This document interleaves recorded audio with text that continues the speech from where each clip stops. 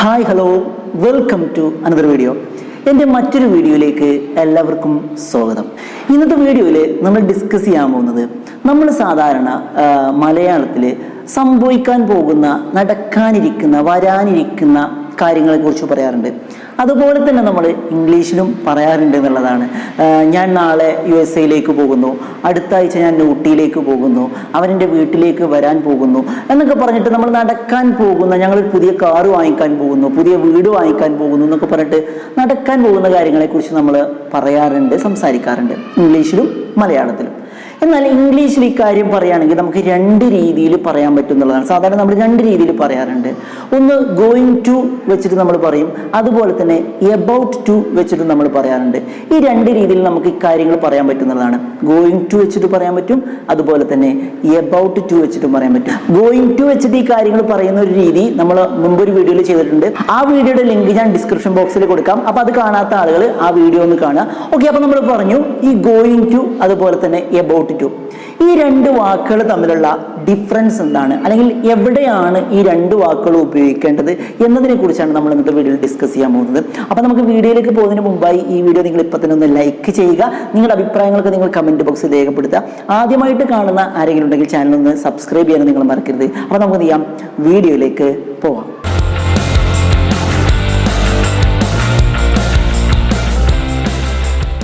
Okay, അപ്പോൾ നമ്മൾ പറഞ്ഞു ഗോയിങ് ടു അതുപോലെ തന്നെ എബൌട്ട് ടു. ഈ രണ്ട് രീതികളും നമ്മൾ നടക്കാൻ പോകുന്ന, വരാനിരിക്കുന്ന, സംഭവിക്കാനിരിക്കുന്ന, ഭാവിയിൽ സംഭവിക്കാനിരിക്കുന്ന കാര്യങ്ങളെക്കുറിച്ച് പറയാൻ വേണ്ടിയിട്ട് തന്നെയാണ് ഈ രണ്ട് രീതികളും നമ്മൾ ഉപയോഗിക്കുന്നത്. ഗോയിങ് ടു ഉപയോഗിക്കുന്നത്, അതുപോലെ തന്നെ എബൌട്ട് ടു ഉപയോഗിക്കുന്നത്. പല ആളുകളും സംസാരിക്കുമ്പോൾ ഇത് രണ്ടും മാറ്റി മറിച്ചൊക്കെ അങ്ങോട്ടും ഇങ്ങോട്ടും ഉപയോഗിക്കുന്നത് നിങ്ങൾ കണ്ടിട്ടുണ്ടാവും. അപ്പോൾ ഇത് ആദ്യമായിട്ട് പഠിക്കുന്ന ആളുകൾ ഇത് കേൾക്കുമ്പോൾ കൺഫ്യൂഷൻ ആവും. ഇതിലിപ്പോൾ ഏതാ ശരി, അയാൾ രണ്ടും ഉപയോഗിച്ചിട്ടുണ്ടല്ലോ, ഇതിപ്പോൾ എന്താ അങ്ങനെ എന്ന് തോന്നുന്നുണ്ടാവും. ആ ഒരു ഡൗട്ടാണ് ഇന്നത്തെ വീഡിയോയിലൂടെ നമ്മൾ ക്ലിയർ ചെയ്യാൻ പോകുന്നത്. യെസ്, ആദ്യം തന്നെ ഇവ രണ്ടും എവിടെയാണ് ഉപയോഗിക്കുന്നത് നമുക്കൊന്ന് നോക്കാം. നമ്മൾ ഗോയിങ് ടു എന്നുള്ളത് ഉപയോഗിക്കുമ്പോൾ ഭാവിയിൽ നടക്കാനിരിക്കുന്ന കാര്യം തന്നെയാണ് പറയാൻ പോകുന്നതെങ്കിലും ഇവിടെ ഈ ഗോയിങ് ടു വെച്ചിട്ട് നമ്മളൊരു കാര്യം പറയുകയാണ്. ഇപ്പൊ ഇങ്ങനെ പറയാണ്, ഞാൻ പുതിയൊരു വീട് വാങ്ങിക്കാൻ പോകുന്നു. I am going to buy a new house. I am going to buy a new house എന്നൊരാൾ പറയുകയാണെങ്കിൽ ഞാൻ പുതിയൊരു വീട് വാങ്ങിക്കാൻ പോകുന്നു എന്ന് തന്നെയാണ് ഇതിൻ്റെ അർത്ഥം. ഇവിടെ പ്രത്യേകത എന്തെന്ന് ചോദിച്ചു കഴിഞ്ഞാൽ, അയാൾ ആ പറഞ്ഞ് പിറ്റേ ദിവസം തന്നെ അയാൾ പുതിയ വീട് വാങ്ങണമെന്നില്ല, അല്ലെങ്കിൽ അടുത്ത ആഴ്ച വാങ്ങണമെന്നില്ല. അതൊരു പക്ഷേ അടുത്ത ആഴ്ചയാവാം, അടുത്ത മാസമാവാം, അടുത്ത വർഷമാവാം.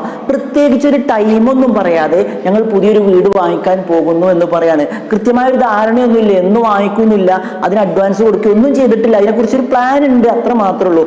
അങ്ങനെ ഒരു സാഹചര്യത്തിലാണ് നമ്മൾ I am going to buy a new house എന്ന് പറയുന്നത്. അതായത് പ്രത്യേക ഒരു സമയം പറയണമെന്നില്ല, അത് നാളെ ആവണമെന്നില്ല, ഒരുപാട് കാലം കഴിഞ്ഞിട്ടാവാം, അല്ലെങ്കിൽ അടുത്ത മാസമൊക്കെ ആവാം. അങ്ങനെയുള്ള കാര്യങ്ങളെ, ഭാവിയിൽ സംഭവിക്കാൻ പോകുന്ന കാര്യങ്ങളെ കുറിച്ച് പറയുമ്പോഴാണ് നമ്മൾ എന്ത് പറയുന്നത്, ഗോയിങ് ടു ഉപയോഗിച്ചിട്ട് പറയുന്നത്. I am going to buy a new car. ഞാൻ പുതിയൊരു കാറ് വാങ്ങിക്കാൻ പോകുന്നു എന്ന് ഒരാൾ പറയുന്ന സമയത്ത് അയാൾ ഒരു മാസം കഴിഞ്ഞിട്ടോ അല്ലെങ്കിൽ അടുത്ത ആഴ്ച, ഒരു വർഷം കഴിഞ്ഞിട്ടോ ഒക്കെ ആയിരിക്കും കാറ് വാങ്ങുക. അയാളുടെ മനസ്സിലുള്ള ഒരു ആഗ്രഹം പറഞ്ഞതുപോലെയാണ് അദ്ദേഹം പറയുന്നത് I am going to buy a new car. ഒരു പ്ലാൻ ആണ് അങ്ങനെ. യെസ്, അപ്പൊ ഇത്തരം രീതിയിൽ പറയുന്ന സമയത്താണ് നമ്മൾ ഗോയിങ് ടു ഉപയോഗിക്കുന്നത്. യെസ്, ഇനി ഇതേ സ്ഥാനത്ത് നമ്മൾ എബൌട്ട് ടു ആണ് ഉപയോഗിക്കുന്നതെങ്കിൽ അവിടെ നമ്മൾ കൃത്യമായ ഒരു ധാരണ നമുക്കുണ്ട്. കാരണം ഈ എബൌട്ട് ടു എന്ന് പറഞ്ഞിട്ടാണ് ഈ കാര്യങ്ങൾ പറയുന്നതെങ്കിൽ നമ്മൾ ആ പറഞ്ഞ കാര്യം ഉടനെ തന്നെ ചെയ്യാൻ ചാൻസ് ഉണ്ട്, വളരെ പെട്ടെന്ന് തന്നെ അത് സംഭവിക്കാൻ ചാൻസ് ഉണ്ട് എന്നുള്ള രീതിയാണ്. ഇതന്നെയാണ് ഗോയിങ് ടുവും എബൌട്ട് ടുവും തമ്മിലുള്ള പ്രധാനപ്പെട്ട ഡിഫറൻസ് എന്ന് പറയുന്നത്. ഇപ്പോ ഒരാൾ ഇങ്ങനെ പറയാണ്, I am about to buy a new house. I am about to buy a new house എന്ന് പറഞ്ഞാൽ ഞാൻ പുതിയൊരു വീട് വാങ്ങിക്കാൻ പോകുന്നു എന്ന് തന്നെയാണ് അർത്ഥം. നേരത്തെ ഗോയിങ് ടു പറഞ്ഞതുപോലെ തന്നെയാണ് I am about to buy a new house എന്ന് പറയാണ്. പക്ഷെ ഇവിടെ വ്യത്യാസം എന്താ, ആ വീട് അയാൾ അടുത്ത ആഴ്ച തന്നെ വാങ്ങും, അല്ലെങ്കിൽ തൊട്ടടുത്ത ദിവസം തന്നെ വാങ്ങിക്കാൻ പോകുന്നുണ്ട്.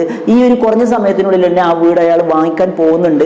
ഒരു പക്ഷേ അതിന്റെ പേപ്പർ വർക്കും മറ്റു കാര്യങ്ങളൊക്കെ ഇപ്പൊ തന്നെ സ്റ്റാർട്ട് ചെയ്തിട്ട് പോലും ഉണ്ടാവാൻ ചാൻസ് ഉണ്ട്. അപ്പൊ അത്തരത്തിലുള്ള ഒരു കാര്യമാണെങ്കിലാണ് നമ്മൾ എബൌട്ട് ടു ഉപയോഗിക്കുന്നത് എന്നാണ്. ഓക്കെ, ഇപ്പൊ നേരത്തെ നമ്മൾ പറഞ്ഞു I am going to buy a new car. ഞാൻ പുതിയൊരു കാർ വാങ്ങിക്കാൻ പോകുന്നു. അപ്പൊ നമ്മൾ പറഞ്ഞിരുന്നു ആ കാർ പറഞ്ഞ ഉടനെ തന്നെ ഒന്നും വാങ്ങണമെന്നില്ല, മാസങ്ങളാവാം, വർഷങ്ങളാവാം. പക്ഷേ I am about to buy a new car എന്ന് പറഞ്ഞാൽ പറഞ്ഞാൽ കാറ് വാങ്ങിക്കാൻ പോകുക തന്നെയാണ്, പക്ഷേ അത് ഉടനെ തന്നെ ഉണ്ടാവും. ഞാൻ പുതിയ കാറ് വാങ്ങിക്കാൻ പോകുന്നു, അത് ഉടനെ തന്നെ ഉണ്ടാവും. അതിൻ്റെ രജിസ്ട്രേഷൻ അല്ലെങ്കിൽ കാറ് ബുക്ക് ചെയ്തിട്ടുണ്ടാവാം, നമ്മൾ കമ്പനിയിലൊക്കെ ഒന്ന് പോയി നോക്കി കണ്ട് അവിടെ ബുക്ക് ചെയ്ത് പോന്നിട്ടുണ്ടാവും, അല്ലെങ്കിൽ ഓൺലൈനായിട്ട് ബുക്ക് ചെയ്തിട്ടുണ്ടാവും, അല്ലെങ്കിൽ അതിൻ്റെ advance payment കൊടുത്തിട്ടുണ്ടാവാം.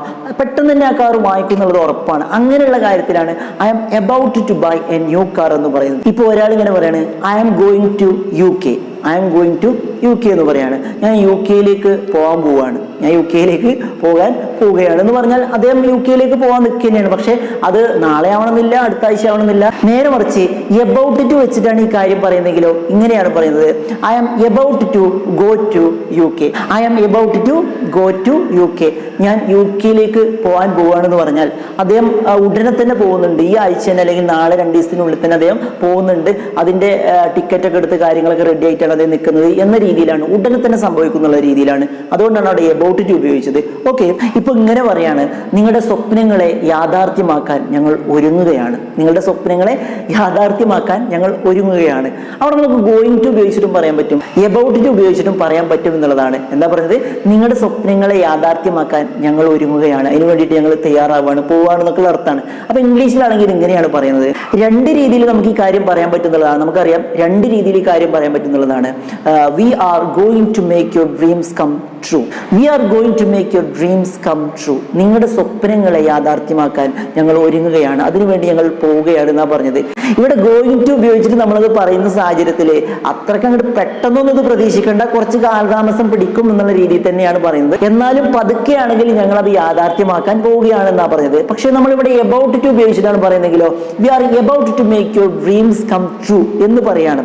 V are about to make your dreams come true, ഞങ്ങൾ നിങ്ങളുടെ സ്വപ്നങ്ങളെ യാഥാർത്ഥ്യമാക്കാൻ ഒരുങ്ങുകയാണ്, യാഥാർത്ഥ്യമാക്കുവാൻ പോവുകയാണെന്ന് പറഞ്ഞാൽ ഇവിടെ പെട്ടെന്ന് തന്നെ ഈ ഒരു കുറഞ്ഞ സമയത്തിനുള്ളിൽ ഇങ്ങനെ സംഭവം നടക്കും എന്നുള്ളത് ഉറപ്പാണ്. ആ സ്വപ്നം യാഥാർത്ഥ്യമാവും എന്നുള്ളത്, അതിനുവേണ്ടിയുള്ള എല്ലാ പണികളും പെട്ടെന്ന് തന്നെ എടുത്തുകൊണ്ടിരിക്കുകയാണെന്നുള്ളതാണ് ഇവിടെ അർത്ഥം. ഓക്കെ, അപ്പൊ ഇതാണ് ഗോയിങ് ടു അതുപോലെ തന്നെ എബൌട്ട് ടു തമ്മിലുള്ള വ്യത്യാസം എന്ന് പറയുന്നത്. രണ്ടും ഒരേ അർത്ഥത്തിലാണ് ഉപയോഗിക്കുന്നതെങ്കിലും രണ്ടും ഡിഫറെന്റ് ആയ സിറ്റുവേഷനിലാണ് നമ്മൾ ഉപയോഗിക്കേണ്ടത്. നമ്മൾ ഗോയിങ് ടു എന്നാണ് ഉപയോഗിക്കുന്നതെങ്കിൽ ആ പറഞ്ഞ കാര്യം ഉടനെ തന്നെ സംഭവിക്കണമെന്നില്ല, ഭാവിയിൽ സംഭവിക്കേണ്ടതാണെങ്കിലും ഉടനെ തന്നെ സംഭവിക്കണമെന്ന് നിർബന്ധമൊന്നുമില്ല. പക്ഷെ നമ്മൾ എബൌട്ട് ടു ആണ് ഉപയോഗിക്കുന്നതെങ്കിൽ ആ പറയുന്ന കാര്യം ഭാവിയിലാണെങ്കിലും വളരെ പെട്ടെന്ന് തന്നെ ഈ അടുത്ത് തന്നെ സംഭവിക്കുന്നുള്ളത് ഉറപ്പാവണം എന്നുള്ളതാണ്. അത്തരത്തിലുള്ള കാര്യങ്ങളാണ് എബൌട്ട് ടു ഉപയോഗിച്ചിട്ട് പറയാം. ഓക്കെ, അപ്പൊ എന്തായാലും ഈ പറഞ്ഞ കാര്യങ്ങൾ നിങ്ങൾ വ്യക്തമായി മനസ്സിലായിട്ടുണ്ടാവും എന്നാണ് ഞാൻ വിശ്വസിക്കുന്നത്. വീഡിയോ ഇഷ്ടപ്പെട്ടുണ്ടാവും എന്ന് ഞാൻ വിശ്വസിക്കുന്നു. വീഡിയോ ഇഷ്ടപ്പെട്ടെങ്കിൽ തീർച്ചയായും നിങ്ങൾ ലൈക്ക് ചെയ്യുക, നിങ്ങളുടെ അഭിപ്രായങ്ങളൊക്കെ നിങ്ങൾ കമന്റ് ബോക്സിൽ രേഖപ്പെടുത്താനും മറക്കരുത്. ആദ്യമായിട്ട് കാണുന്ന ആരെങ്കിലും ഉണ്ടെങ്കിൽ ചാനൽ സബ്സ്ക്രൈബ് ചെയ്യാൻ നിങ്ങൾ മറക്കരുത്. ഓക്കെ, മറ്റ് യൂസ്ഫുൾ ആയ വീഡിയോയുമായി നമുക്ക് വീണ്ടും കാണാം.